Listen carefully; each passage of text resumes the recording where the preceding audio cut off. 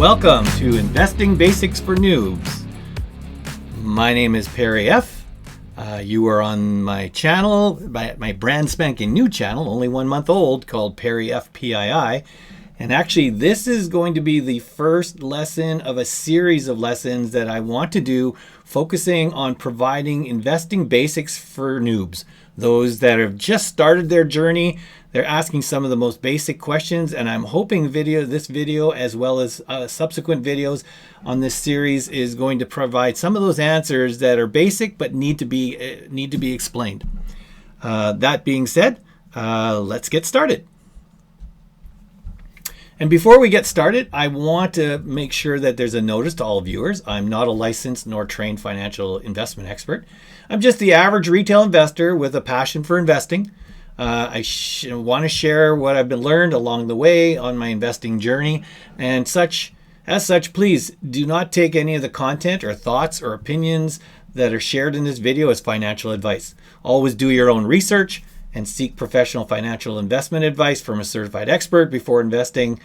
This content is for fun and entertainment only, and I hope it educates you and entertains you.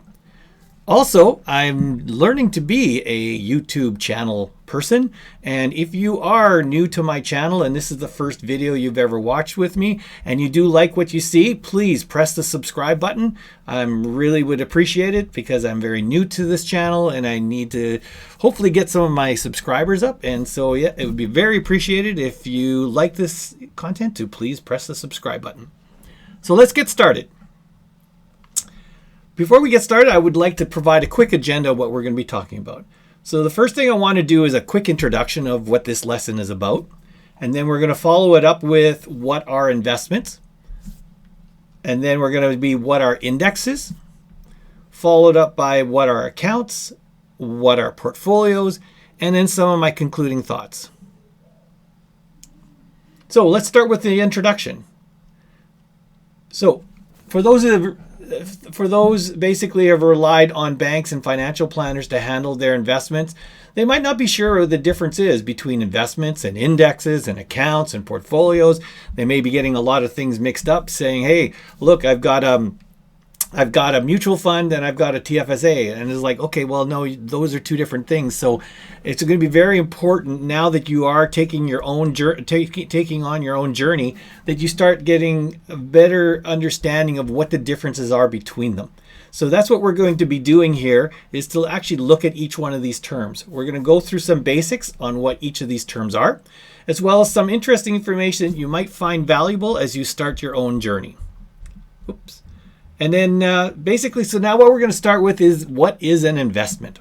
And I know it sounds silly. It's like, okay, what's an investment? Well, everyone knows what that is, but let's be exact on what an investment is. The formal description from Google, when I went and Googled it, it said that an investment is an asset or property acquired to generate income or gain some form of appreciation. Now, this term is accurate but vague. So let's provide some examples of what an investment could be. Some of the common things would be like company stock and mutual funds and ETFs and commodities and options, futures, bonds, GICs, treasuries, cash, and so many different other kinds of investments. Many of them you might have heard, some of them you've never heard about, but those are the ones everyone thinks of. But an investment can also be things like property and homes. It could be cars. It could be a business. It could be coins or art or even collection. If you've got a large collection of Beanie Babies and you're finally realizing that one Beanie Baby that I only paid $5 for back 25 years ago is now worth $200, well, it's not much of a collection. It's now becoming almost an investment for some people that they're buying and selling Beanie Babies. So even a Beanie Baby collection can be an investment. For every instance of an investment, someone owns it. So in some cases, who owns it is formally registered by some form of authority, or someone basically has said that I own this investment or this stock or whatever. In other cases, who owns it is determined by who holds it in their control.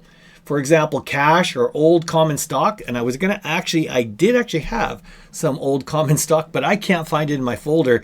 But when I started investing at 17, 18 years old, I had to go to the bank and I made a request to buy some penny stock. And 3 or 4 days later, I went and picked it up and I actually held this common stock in my hand.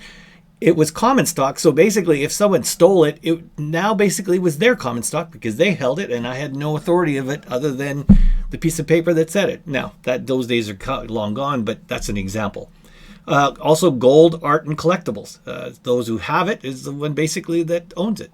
So, but another thing that Google didn't mention, and I think is very important in the definition of an investment also has to have some agreed or appraised value that allows it to be bought, sold, or traded from one owner to the other. If you have an asset or a property and there's no value assigned to it, then how can it be an investment? Because no one's agreed on the value, so you can't really sell it or you can't really buy it because there's no value. So it also has to have some form of a value that can be assigned to it or agreed to. So let's go on. So let's focus on investments as it relates to financial investing. The first page was more about generals of investments. So now let's talk about investments in the financial sense.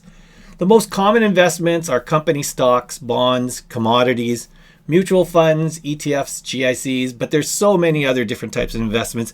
These are sort of examples of the ones that people generally know about.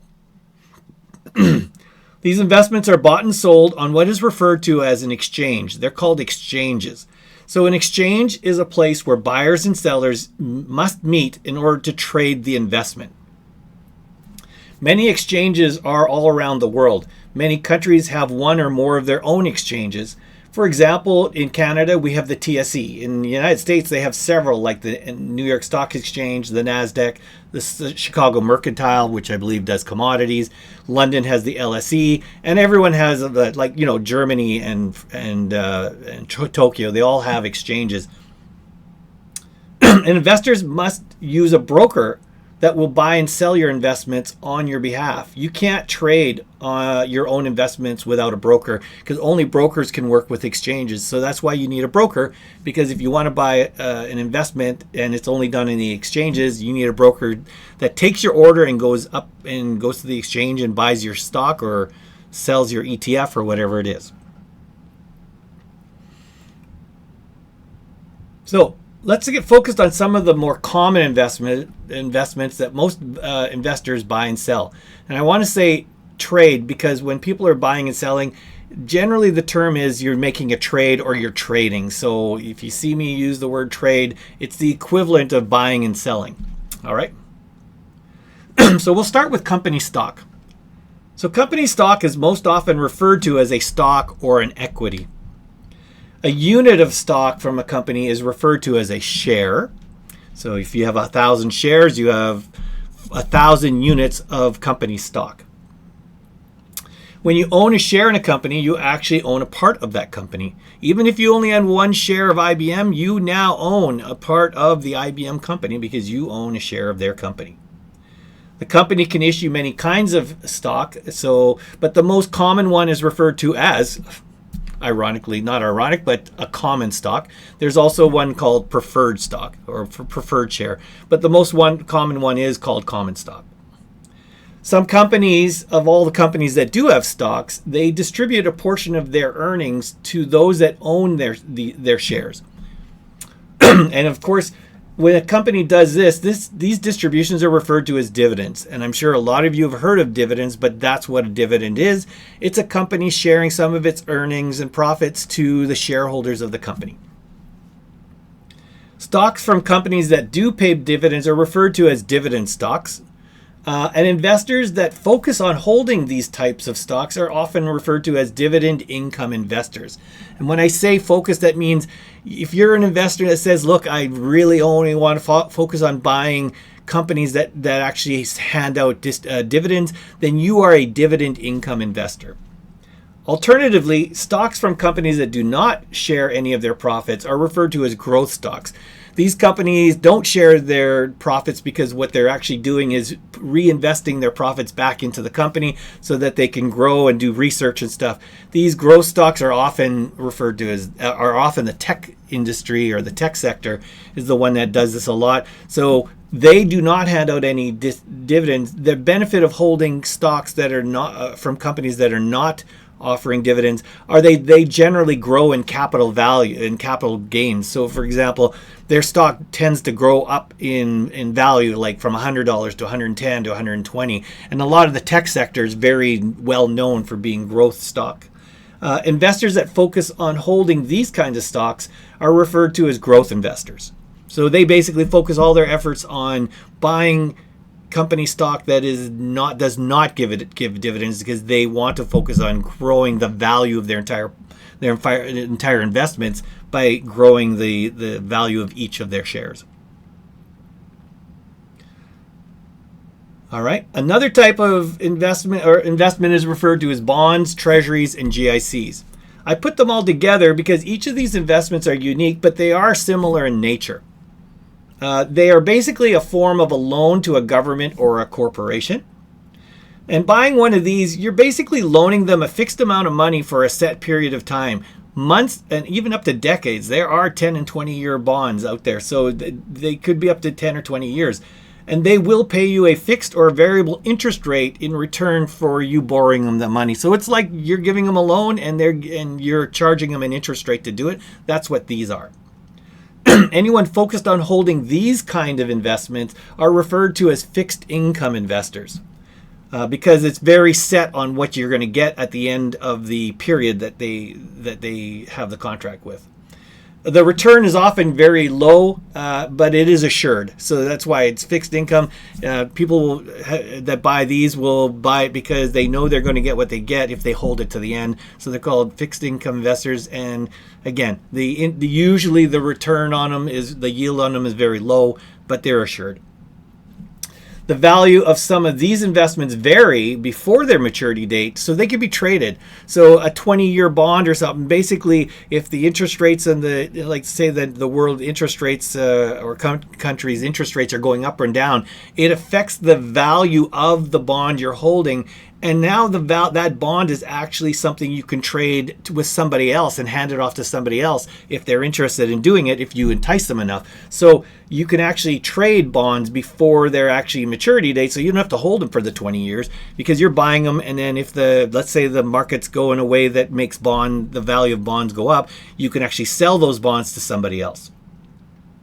The other thing, and I'm going to touch on this, none of you that are basic investors are going to even touch this right now, but you should need to know what they are. Matter of fact, even more advanced investors don't touch these, because these are really on the very extreme end of complicated.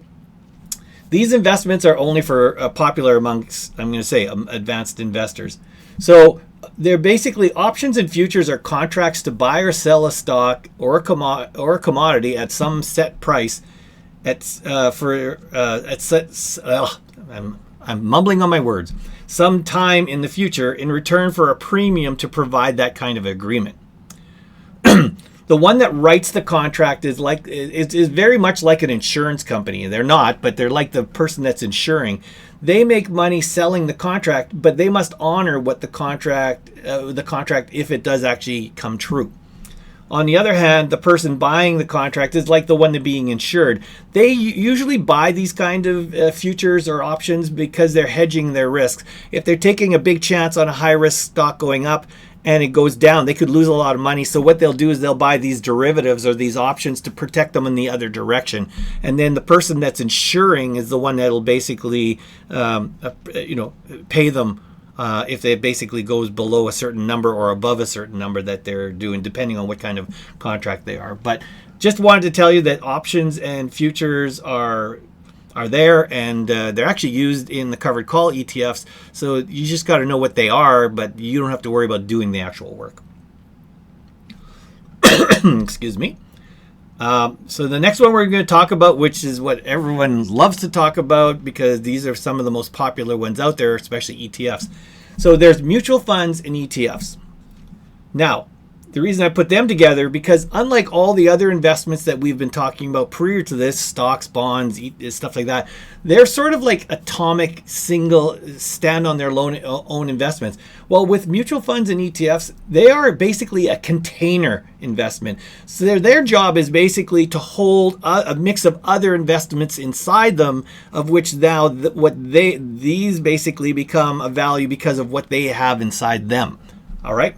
So if I can actually use a baking analogy, if all other investments were ingredients like eggs, milk, flour, and nuts, the mutual funds and ETFs is basically a combined recipe poured into a pan. So they put all these eggs, milk, and flour in each ETF, and each mutual fund is different on what they put in there, but they'll mix them together and they basically say, and I'm going to sell you the resulting recipe that's done.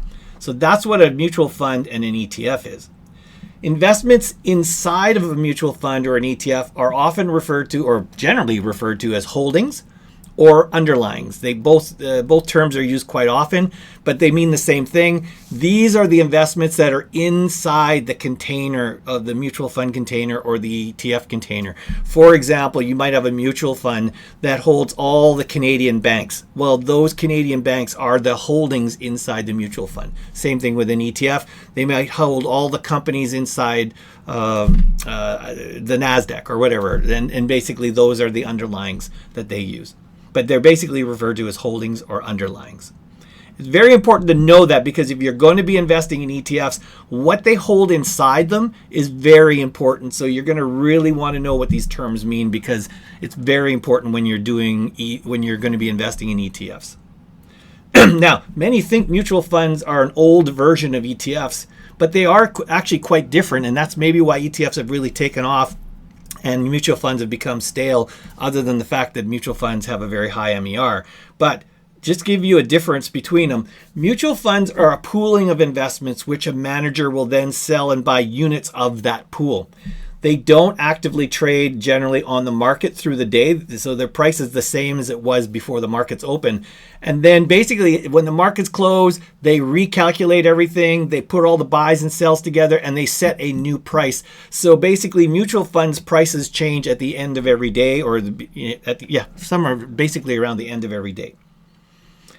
They're very restricted in their strategies as well. Mutual funds cannot do things like leveraging. They can't short. They are an old form of ETFs, which basically all they could do is hold the holdings and basically evaluate them and then sell units against it. So they can't do a lot of more creative things with the underlyings that they hold.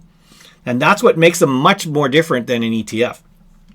ETFs are also known as units when you buy them, and they're traded, unlike a mutual fund, they're traded actively during the day, just like an ETF, just like stocks and equities and any other investment. So throughout the entire markets, when they're open to closed, an ETF price is changing on a minute by minute basis or second by second basis. So they are very much like equities, and that's why ETFs have become so popular, as opposed to mutual funds, which really was a much more static, old type of ETF. Is really the best way to describe it. The other thing that's nice about ETFs, which mutual funds really can't do, is they're allowed to apply a wide range of strategies like options and leveraging. And this is very important to know if you're going to be getting involved in a type of ETF, which has become very popular. I'm one of them that's very much into them, called covered call or derivatives-based ETFs. They actually do options contracts on their underlyings and make money on the proceeds selling these contracts. Well, that's not something a mutual fund could do, but an ETF that basically can actually write contracts on their own underlyings inside their ETF. So that's why ETFs are a lot more flexible, a lot more popular, because there's so much more you can do with an ETF than you could do with a mutual fund. Finally, the last one is cash. Cash is very different than all the others because it is one of the most important. This is the most important central form of investment when investing. And why do I say that? Well, first of all, it's the universal value which all other investments are measured against when you are investing. i.e. the value of a share or a unit or a contract is set at a cash price. So for example, if you were buying an IBM stock, or let's say a penny stock, and its current price is $2.50. So basically the value of that penny stock is a cash value on how much does one share cost, $2.50. So cash is what they actually use as the universal valuation of what the other investments are worth. Also, it's an instrument used during the buying and selling of all other investments. So when you buy some shares or ETF units, and you exchange, basically when you're selling it, you're exchanging it for cash, and when you're buying it, you basically have to have cash in your account so that you could basically buy these shares. So it's important because without cash, you can't be buying anything because you don't have the cash to do it. Also, when you're depositing or withdrawing, you're doing it with cash. So your investment accounts are basically relying on cash as being that miracle middleman between the investments and what you actually want to have in your hand. The other thing is cash is also found in many currencies of different sets of values, such as the US currency or the Canadian dollar or the Japanese yen or whatever. So because they all have different values, because each of these currencies have different values, you now can actually use cash as an investment tool, because you can now be buying and selling currencies at different prices and basically making profits by selling the US dollar when it's high, and then basically buying it when it's low and stuff like that. So cash also acts as its own investment tool when it's dealing with other currencies. Now, those are investments. So let's now talk about something that's important, that if you're a new investor, you're going to be needing to know what indexes are. Indexes are not investments. So indexes are something that we need to talk about, and let's talk about that quickly here. So an index tracks the performance of a group or a bucket of pre-selected investments, such as stocks. Around the world, there are hundreds of indexes used to measure movement of whatever the index was designed to measure. Some examples are the Dow, the S&P 500, the Russell 2000, the Nasdaq 100, the VIX, the TSX 60. And I'm going to show you quickly, I'm going to quickly go over to my web browser here just to give you an example. So I'm on Yahoo right now, and you could see right now on Yahoo that now the markets are all closed because I'm doing this video while they're closed, so they're not moving. But you can see here some of the indexes, or they call indices, that are out in the world, and you can see there's tons and tons of them. Here are some in Asia, here are some in Europe, here are the ones in America. So there's indexes and commodity prices, but indexes are very important. So the Dow is the Dow 30. When they say the Dow 30, usually the number after the word is saying the top 30 or the 30 biggest or the 30 whatever. So the number is talking usually the top 500 or the top 30, and that's generally what that means. Okay, so you'll see these all the time. So they're often they're often called benchmarks because they're used to compare against investments. So when you're saying I have a portfolio and I say, hey, how's my portfolio doing? Well, how do you know how good your portfolio is doing unless you can compare it against something? So indexes are used as a benchmark to compare your investments to something similar to what you want to track.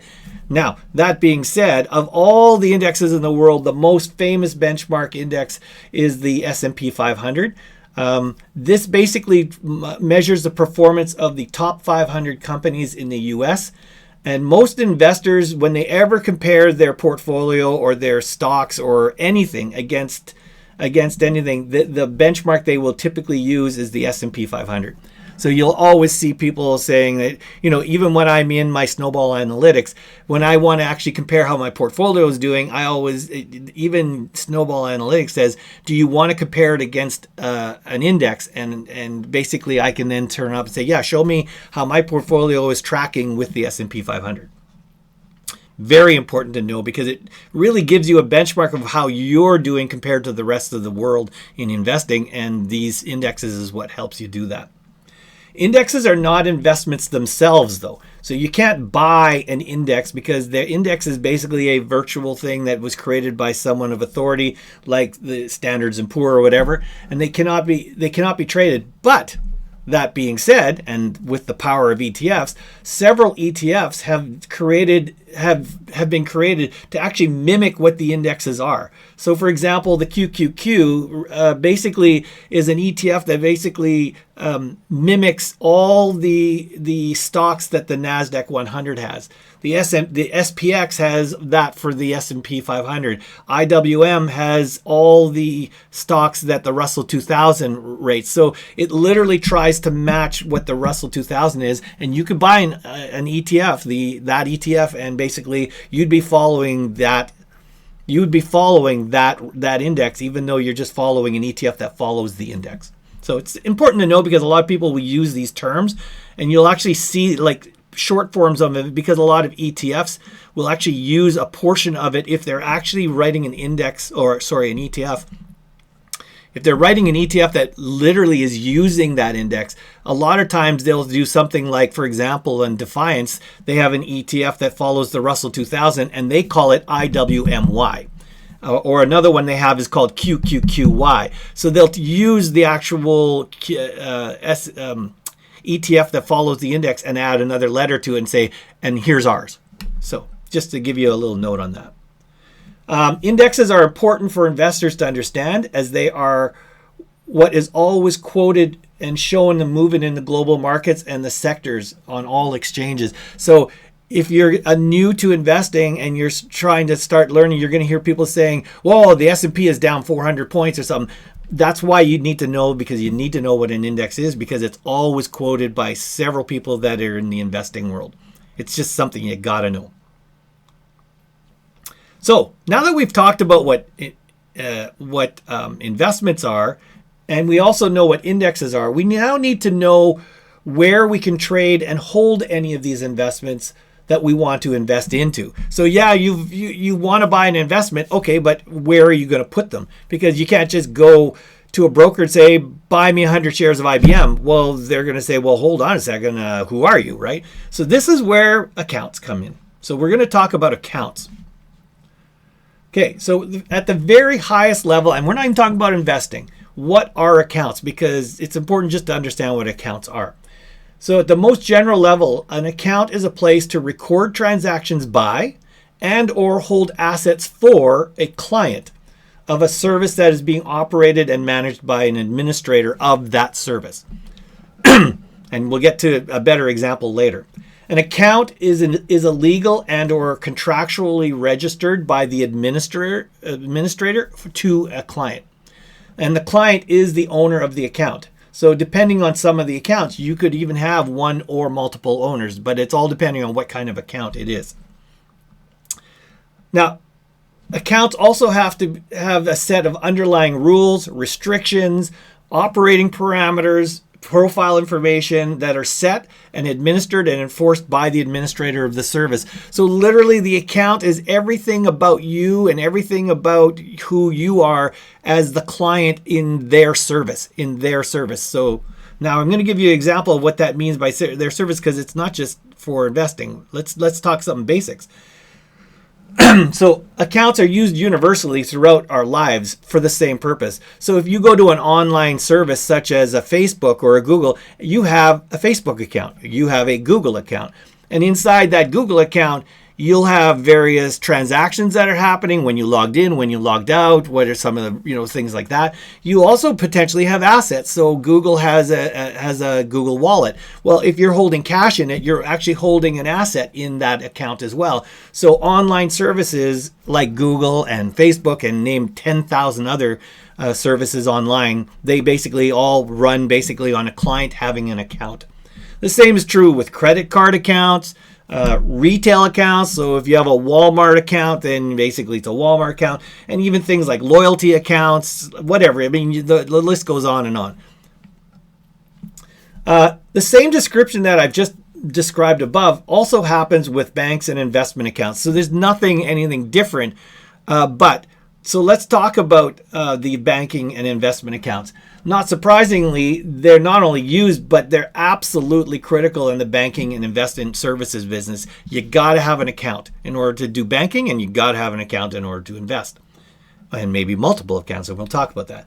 Because both are dealing with financials, the client account with a financial institution like banks, brokerages, and financial services are not only contractually, but they're also very legally registered and controlled, since the reporting from these accounts often goes up to the government. You're dealing with finance and dollars. And so these accounts are absolutely critical because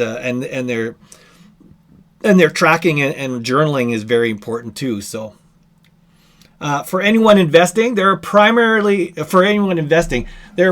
two kinds of accounts. There are bank accounts and there are investment accounts.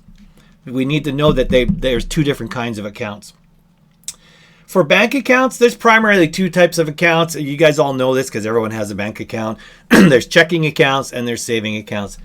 These accounts can be sole owner or joint owner. So you could have a checking account that's a joint checking account, or even a joint savings account. I'm not even sure about that one, but definitely you could have a joint checking account. But again, a bank account can be owned by one person or it could be owned by multiple people. Obviously, anyone can have multiple bank accounts and multiple banks. So I can have an account at RBC, and I can have a bank account at Wealthsimple, and all over. So I just want to say that there's nothing exclusive in it. You can have multiple bank accounts. Everyone knows that.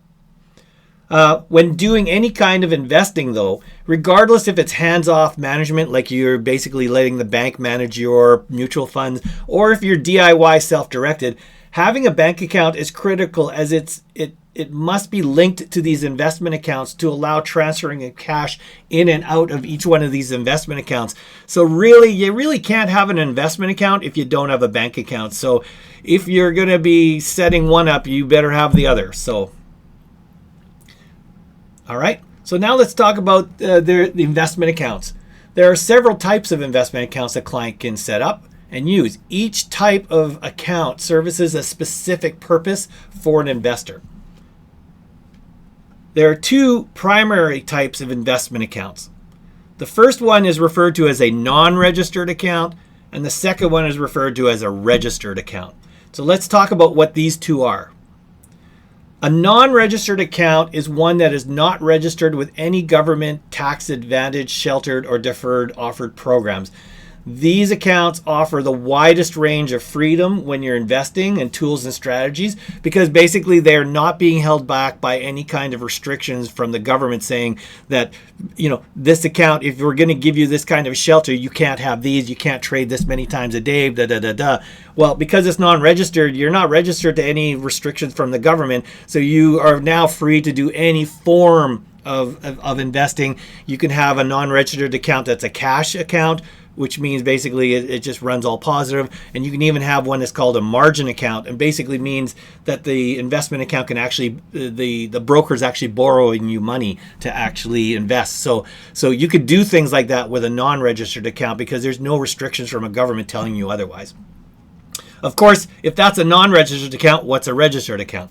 A registered account is called that because when these accounts are set up, they are registered with the government associated with the specific tax advantage program that the account will operate under. So if you're a Canadian and you want to, for example, have a TFSA account, that is a registered account because there's a TFSA program from the federal government, and in order to basically take advantage of the tax sheltering that it does, you have to register an investment account with the Canadian government in order to actually make it a registered account and in order to take advantage of these tax shelters.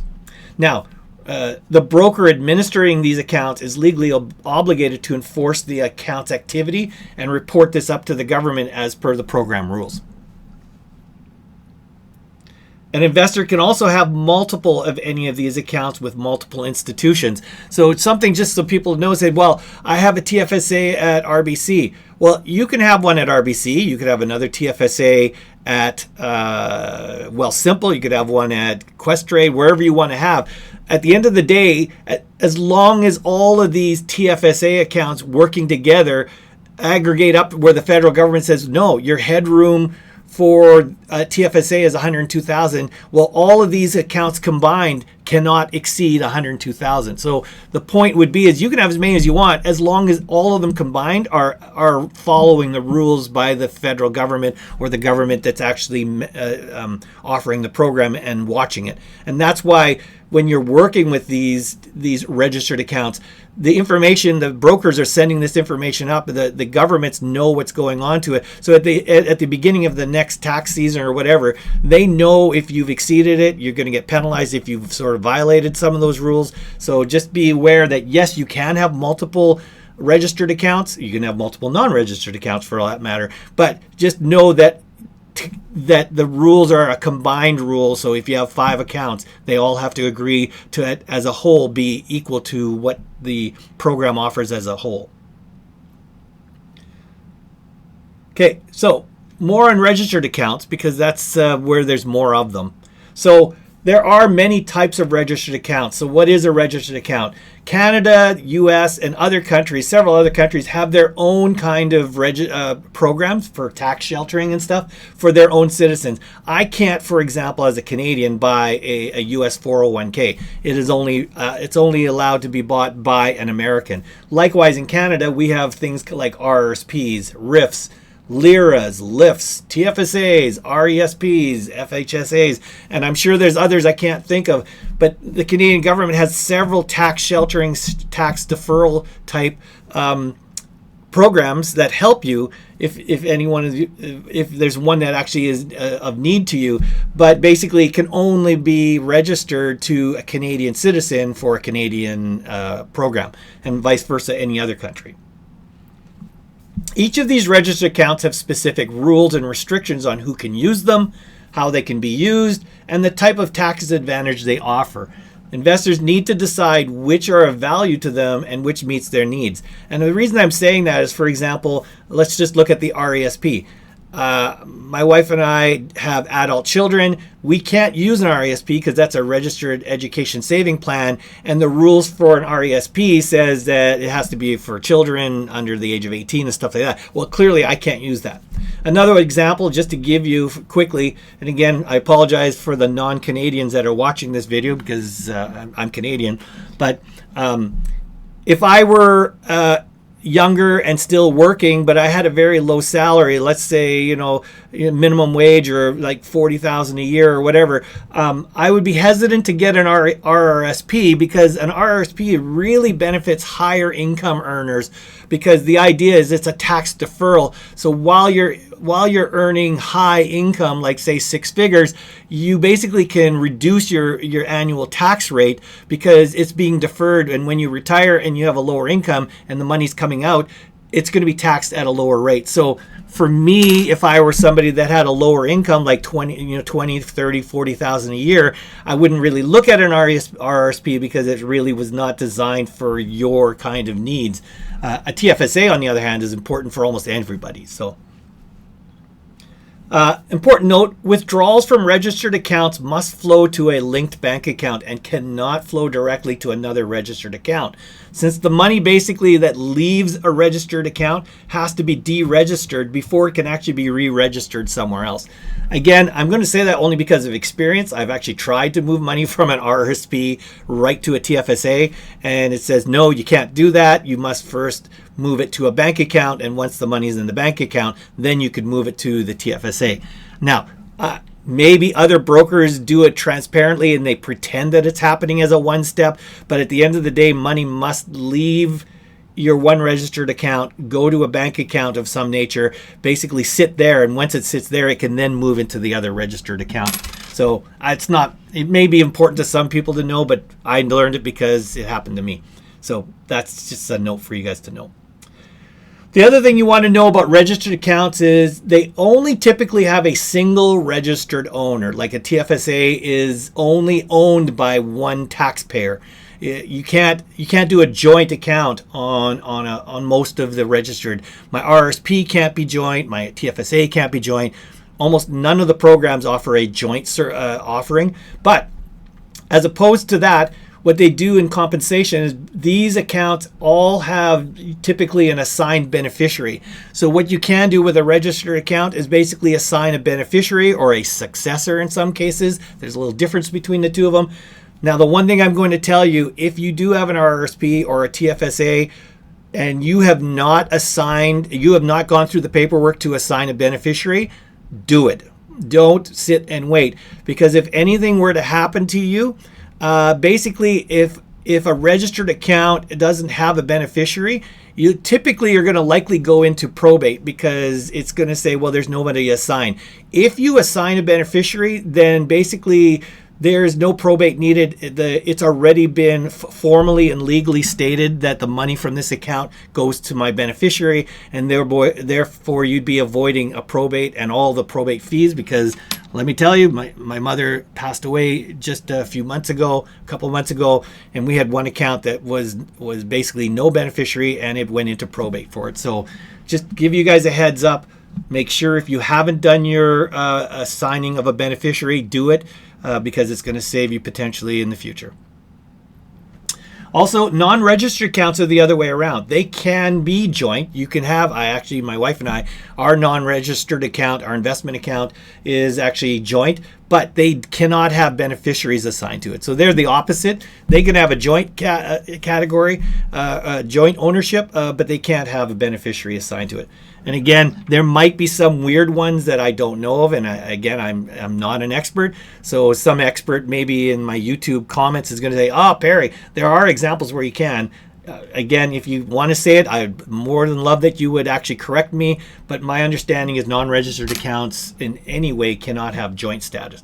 Cannot have beneficiaries for the same reason that a bank account can't have a beneficiary. It can only have a joint or non-joint. Okay, so let's go a little bit further. So once you have set up one or more investment accounts to meet your investment needs, you would then be able to send cash to it from your linked bank account into any of these investment accounts. So if you just started, let's say you created your bank account and you've created a TFSA, you can now move $500 over into your TFSA and you're ready to go. So basically that lands in your cash balance. You will then start buying and selling these investments based on what types of accounts, what the accounts allow. There are certain restrictions on registered accounts on what kind of investments can and can't be put in them. So just keep in mind that you're not fully free to do everything you want in some accounts, depending on the restrictions of that registered account. But generally, if you do stocks and ETFs and stuff, you could start going and buying and selling all these things. And basically, investments you buy are held in each of these accounts, and the owner of the account legally owns the investments in the account. So basically, you own the account, and these investments are in your account. They're your investments. Any cash in the account, and we were just talking about this earlier, that is not an investment, so is held in your cash balance within the account. So almost, I can't think of an example where you wouldn't have it. All investment accounts, registered or not, they have all your investments, but they all have what's called a cash balance. And the cash balance is sort of like a little mini bank account, only inside your investment. So if you're selling, say, 100 shares of IBM, and let's say it made you $10,000, the cash from that sale goes into your cash balance. So your cash balance is sort of like the bucket of the cash going up and down. If you then turn around and buy some other stock like Walmart, then basically the money that is needed to buy that Walmart would come out of your cash balance. So your cash balance is going up and down, and that's basically where all your money sits when you're buying and selling. When you actually deposit money into your account, let's say you started your brand new TFSA account and you sent it $1,000. Well, that $1,000 lands in your cash balance, and then it sits there and says, so what do you want me to do now? So then you go into your investment account and you go say, oh, I got $1,000 in my cash balance. I'm going to go and buy some ETF for that. Okay. A broker of these accounts is also the administrator is responsible to protect your assets in your account and properly journal the transactions and provide reporting to you and also up to the government for tax and government program tracking purposes. So it's the broker's job to provide proper full journaling and reporting to you, the investor, as well as to they're obligated to send reports up to the government, especially if they're basically for any investment account, registered or non-registered. There's also a lot more details that I could talk about, but I wanted to keep this to the basics. I already think I've really sort of passed the basics, but the good thing about YouTube is you could do rewind and listen to it again.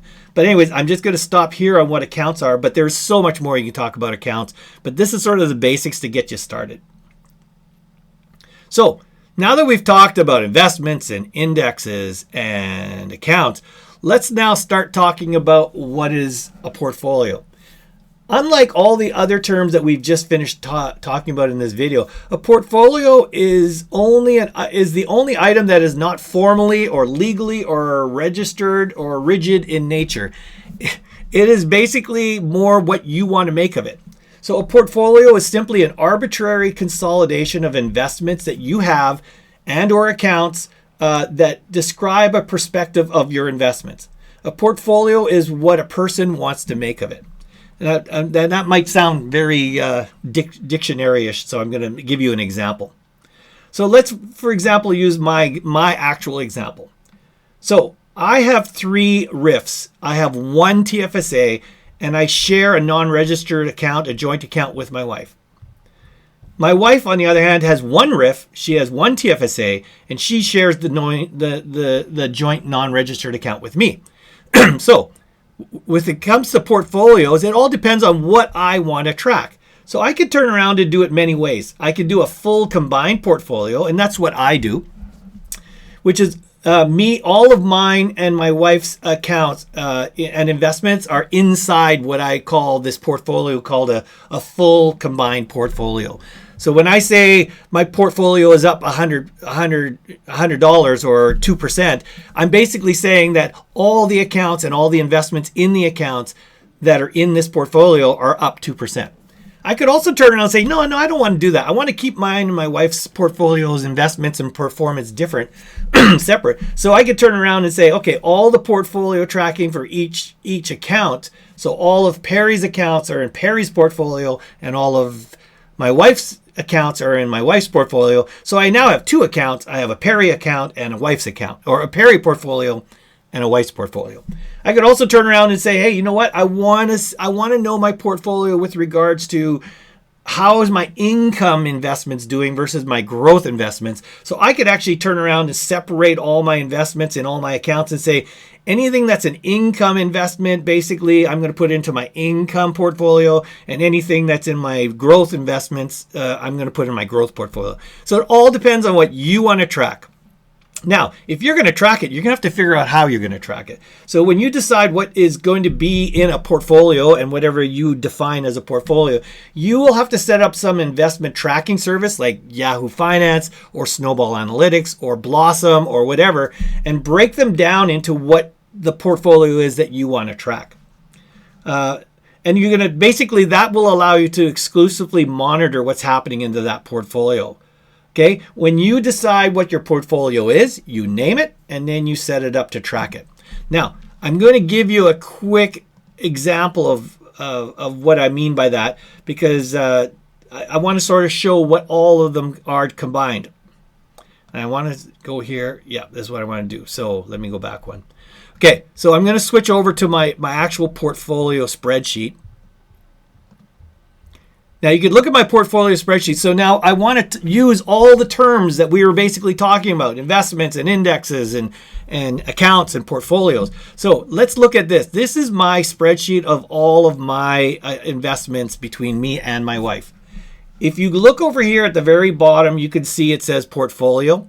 And I apologize if the wording is very small. So really, my portfolio is a combination, is an aggregation of all the investments that my account, here's one of my accounts, my RIF account, here's my wife's spousal RIF account, here's my second LIF account, and here's my my PIIverse account.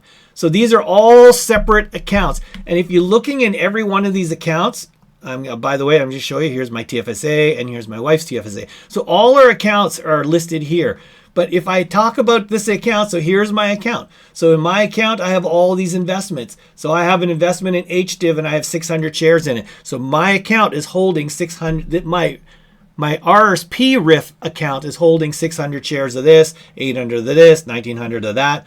My wife has this on this, so her account, and it's registered to her. So I have no legal ownership to what's in this account. So it's her account, and these are the shares that she owns. Basically, she has ownership of the shares and investments and equities and ETFs and bonds and whatever she wants in here. If I also mentioned to you that every account has a cash balance, and my spreadsheet represents that. But if I actually went into my RBC brokerage and I went and looked at the summary of this account, I would see the same thing. So you can see in here, there's a balance, a cash balance of $2,100. So if I decide to say, hey, I got $2,100. So if I wanted to buy a 50 of an ETF called USCL, I could turn around and say, I'll buy some of this. It'll come out of that cash balance. The cash balance will drop and yada, yada, yada. Now, those are my investments and those are my accounts. Excuse me. So if I go here and say, okay, but my portfolio is all of my accounts together. So in my case, when I talk about a portfolio, and again, everyone's different, my portfolio says, give me all of them. And you can see my portfolio also includes my non-registered accounts, which holds my growth stocks. So you can see my growth stocks are up here, as well as all my ETFs from all my other six RIFs and TFSAs. They're all in here. And this basically gives me a perspective of all of them. My Snowball Analytics does exactly the same thing. It's tracking everything at a portfolio level. It doesn't track it at an account level. Now, my Yahoo Finance, on the other hand, it actually tracks everything similar to my spreadsheet. It tracks everything at an account level so that I have a minute-by-minute look on my mobile phone. That's why I do that. So I just wanted to give you some ideas so that I could show you real-life examples of what we were talking about as terminology. Okay, so now we'll get back to the thing, and we're actually down to my conclusions. So to conclude, this concludes Perry's walkthrough of the basic concepts for noob investors to understand. So it's my understanding of it. And again, I fully invite anybody that could please correct me if I said something wrong or clarify something in the YouTube comments. I'm more than willing to listen to it because, hey, I make mistakes. I'm again, no trained expert. So we talked about what investments are, and more importantly, also what they are not, just by saying what they are. A TFSA is not an investment. A TFSA, we know now, is an account, not an investment. We also talked briefly about what indexes are and why they're so important for anybody that's starting to take control of their own investment journey. They really got to know what indexes are because they're used. Their value is used all the time. They're referred to all the time. So make sure you really get to know some of the more important indexes. Not all of them. Just there's only about 3 or 4 that you really say, oh, I'm going to follow those. But we now know what indexes are. We also explained at a high level what accounts are. And then taking it down to the banking and investment world, we talked about why accounts are so critically important when you're setting up your investments. And we talked about some of the details between registered and non-registered investments. We finally briefly talked about what a portfolio is, and you could decide, again, this is not something you really, oh my God, I got to figure out a portfolio. It just becomes natural that my portfolio is my TFSA. So that might be your portfolio. So nothing to really worry about, but I just wanted you to know what a portfolio was so that you didn't think like, well, geez, I don't have a portfolio. Well, pretty much everyone that has investments has some form of a portfolio. It's what you make of it. And then I just want to remind everybody, I'm Canadian. So for those that are not Canadian watching this, I apologize that I didn't talk about US investments or Roths or 401ks. Some of the stuff that I'm talking about may not pertain to other countries. Just wanted to tell you. And it's also Perry's retail investor, semi-intelligent noob talking about what he understands with this topic. And I hope that's really helped you guys out. And before, in order to conclude, again, I hope it helps. I hope you found this very useful. In the comments, tell me if you really did find this useful or if it was too complex even for a noob investor, or was it too boring? Also, I'm more than interested in hearing if there's other topics for you new investors. Say, hey, Per, that was great, but can you talk about this? And I'd love to hear it. That I already got some ideas on what I want to actually put in my next topic. And you'll have to stay tuned to see that. It takes a lot of work to actually build this one. This one took almost 3.5, 4 days to actually build this one. So again, I'm going to put another call out. Really appreciate if you aren't a subscriber to please subscribe, because it takes a lot of work to do this. And I would really appreciate your efforts. With that being said, thank you again for watching. And until next time, happy investing.